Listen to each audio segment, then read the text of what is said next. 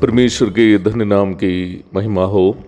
प्रभात मनन के सत्र 1737 में आप सभी का बहुत ही विनम्रता के साथ स्वागत करता हूँ। आइए आज को मनन के लिए हम पढ़ते हैं फिलेमोन अध्याय 1 पद 13।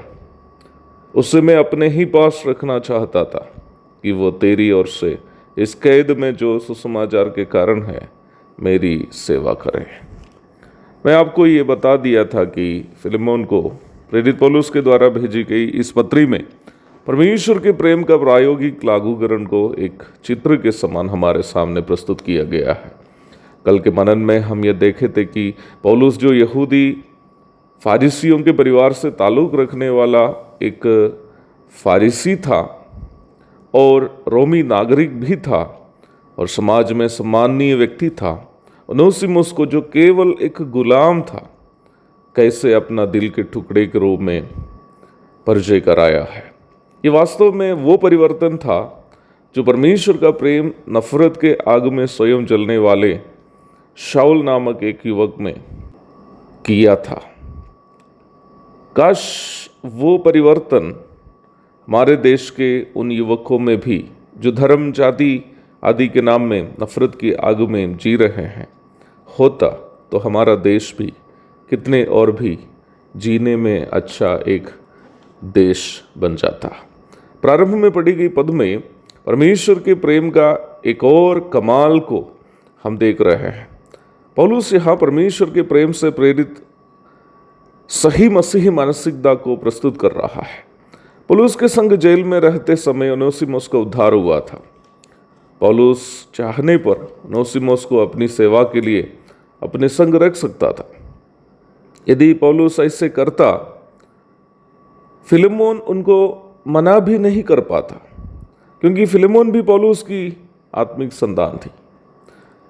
पर पौलुस यहाँ एक ही समय ओनेसिमुस और फिलेमोन के सामने वास्तविक मसीही मानसिकता को स्वयं दिखा रहा है। वह ओनेसिमुस को फिलेमोन के पास लौटा रहा है ताकि ओनेसिमुस से फिलेमोन को ही लाभ मिले। स्वयं हानि उठाकर भी अगले को लाभ पहुंचाने की यह मानसिकता इसलिए वास्तविक मसीही मानसिकता है क्योंकि ये मसीह की मानसिकता है। हमें उद्धार देने के लिए पिता परमेश्वर ने अपने एकलौता बेटे को दे दिया। वही पुत्र प्रभु यीशु मसीह ने भी हमारा लाभ के लिए, हमें स्वर्ग पहुंचाने, हमें नरक से बचाने के लिए, हमें स्वर्ग की सारी आशीषों से भरपूर करने के लिए स्वयं बलि हो गया। मसीही मार्ग त्याग का मार्ग है। Christian life is a life of sacrifice. Those who do not understand this great truth do not have even the basic knowledge of Christianity. जो लोग इस सच्चाई नहीं जानते वे लोग मसीहत की बुनियादी बातों से भी अनजान है।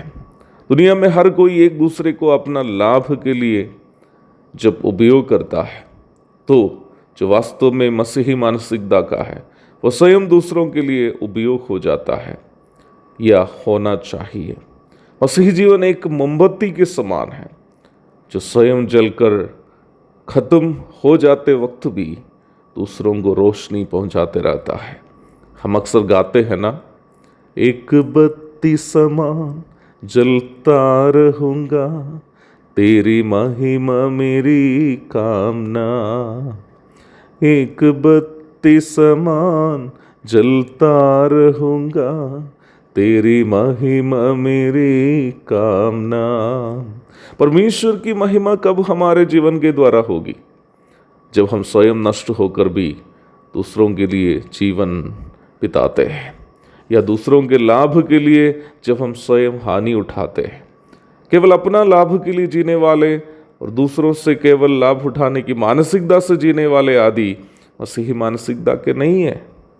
ऐसे लोगों को ये परखना होगा कि वे वास्तव में उद्धार पाए हैं या नहीं। मैं मजाक नहीं कर रहा हूँ, क्योंकि उद्धार पाए हुए लोगों के अंदर में परमेश्वर का आत्मा ही यह प्रेम डालता है जो स्वयं हानि उठाकर भी दूसरे को लाभ पहुंचाने के लिए एक व्यक्ति को प्रेरित करता है। हमें उस अच्छे सामरी के समान बनना है जो खुद की मेहनत, खुद का धन और यहाँ तक खुद का आत्मसम्मान भी यहूदी की जान बचाने के लिए, जो उन सामरियों से नफरत करते हैं, नष्ट कर दिया। एक और शुभ दिन की धन्य कामनाओं के साथ आज का मनन में यहाँ समाप्त करता हूँ। प्रभु हम सबको आशीष दे कि हम भी वास्तविक मसीही मानसिकता के बन जाए। आमीन।